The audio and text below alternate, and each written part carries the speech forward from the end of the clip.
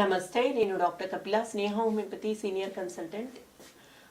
ఈ ఎపిసోడ్లో మనము హెయిర్ పొడి బారడము లేదా పటుత్వం లేకుండా ఉండడం లాంటి కారణాలు తెలుసుకుందాము.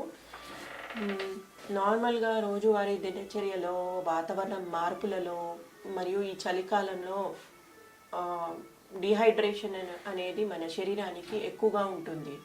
సో చర్మంతో పాటు మన స్కాల్ప్ కూడా ఈజీగా డ్రై అవ్వడము జరుగుతూ ఉంటుంది. చలిలో డిహైడ్రేషన్ ఎక్కువ ఉంటుంది కాబట్టి హెయిర్లో పటుత్వం తగ్గిపోతుంది. మరియు హెయిర్ స్టైలింగ్ ప్రస్తుత జెన్జీ జనరేషన్లో హెయిర్ స్టైల్ మోడలింగ్ లాంటి ఎక్కువగా చూస్తుంటున్నాం కాబట్టి హెయిర్ స్టైలింగ్ ఎక్కువ ఉండడం వల్ల ఆ హీట్ వల్ల హెయిర్ పటుత్వం తగ్గి పొడిగా మారుతుంది. మరియు మన వాతావరణం మార్పులో యూవీ రేస్ ఎక్కువ అవ్వడం వల్ల, యూవీ రేస్కి ఎక్స్పోజర్ ఎక్కువ అవ్వడం వల్ల డ్రైనెస్ ఎక్కువగా కనిపిస్తుంది. ఎక్సెస్ కెమికల్ యూసేజ్ అంటే హెయిర్ డైయింగ్ ఎక్కువ అవ్వడము వల్ల, ఇన్స్టెంట్ హెయిర్ డైయింగ్ యూజ్ చేయడం వల్ల బ్రిటిల్నెస్ అనేది తరచుగా చూస్తున్నాము. మరియు క్లోరిన్ వాటర్ కానీ సాల్ట్ వాటర్ కానీ హెయిర్కి ఎక్కువగా వాడడం వల్ల, ఫ్రీక్వెంట్ హెయిర్ వాష్ చేయడం వల్ల మన స్కాల్ప్ అనేది పటుత్వం తగ్గిపోతుంది.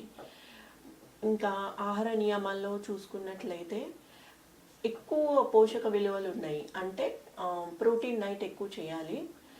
ప్రోటీన్ డైట్ తగ్గడం వల్ల కూడా ఒక కారణం అయి ఉండొచ్చు. లో ప్రోటీన్ డైట్ ఐరన్ డెఫిషియన్సీ వల్ల కూడా, మరియు కొన్ని దీర్ఘకాలిక సమస్యలు, థైరాయిడ్, డయాబెటీస్, ఆటోఇమ్యూన్ డిసీజెస్ వల్ల కూడా స్కాల్ప్ పొడి బారడము, జుట్టు పటుత్వం తగ్గడం అనేది చూస్తుంటాము. సో ఆహార నియమాల్లో లీఫీ వెజిటేబుల్స్ ఎక్కువ తీసుకోవడము, పాలకూర, తోటకూర, మునగాకు కూర ఎక్కువ తీసుకున్నట్లయితే ఐరన్ అనేది ఎక్కువ అందుతుంది. మరియు protein diet chicken, fish, eggs, ఇంకా వైటమిన్ ఏ, సి, డి, ఈ చాలా అవసరము. వైటమిన్ ఏ లీఫీ వెజిటేబుల్స్లో ఎక్కువగా మోతాదులో ఉంటుంది కాబట్టి ఎక్కువ తీసుకోవడం అలవాటు చేసుకోవాలి. దాంతోపాటు విటమిన్ D3 చాలా ఇంపార్టెంట్. విటమిన్ D3 మనకి సన్లైట్ నుంచి, ఇంకా ఫిష్ నుంచి, మరియు బట్టరు, పన్నీర్ లాంటి పదార్థాలు ఎక్కువ మోతాదులో ఉంటుంది కాబట్టి ఎక్కువ తీసుకోవడం మంచిది. ఇంకా సెలీనియం అనేది రసాయనం మన హెయిర్కి చాలా ఇంపార్టెంట్. అది ఎక్కువ మోతాదులో చేపల్లో ఉంటుంది కాబట్టి వారానికి 2 సార్లు అయినా చేపలు తీసుకోవడము చాలా ముఖ్యమైనది. మరియు ఒమేగా 3 ఫ్యాటీ యాసిడ్ ఎక్కువగా ఫిష్లో ఉంటుంది. సో ఫిష్ స్కిన్లో ఉంటుంది కాబట్టి తీసుకోవడం మంచిది. దాంతోపాటు వెజిటేరియన్స్ మీరు ఒమేగా 3 ఫ్యాటీ యాసిడ్ క్యాప్సూల్స్ ఈజీగా అవైలబుల్ ఉంటాయి. సో రోజు 1 మంత్ అలా తీసుకున్నట్లయితే హెయిర్కి నరిష్మెంట్ అనేది బాగా జరుగుతుంది. దాంతోపాటు వైటమిన్ ఈ క్యాప్సూల్స్ మార్కెట్లో ఈజీగా అవైలబుల్. మన కొబ్బరి నూనెలో వైటమిన్ ఈ క్యాప్సూల్స్ కలిపి అప్లై చేయాలి. కంపల్సరీ రోజు 15 సెకండ్స్ మన ఫింగర్ టిప్స్తోని హెయిర్ని మసాజ్ చేసినట్లయితే సర్క్యులేషన్ అనేది, నరిష్మెంట్ అనేది బాగా అందుతుంది. బ్రిటిల్నెస్ అనే సమస్య నుంచి పూర్తిగా మనము నియంత్రించుకోవచ్చు. దాంతోపాటు వాటర్ అనేది ఫ్రీక్వెంట్గా తీసుకోవాలి. మినిమం 9 గ్లాసులు రోజువారీ అందరూ ఖచ్చితంగా తీసుకోవాలి.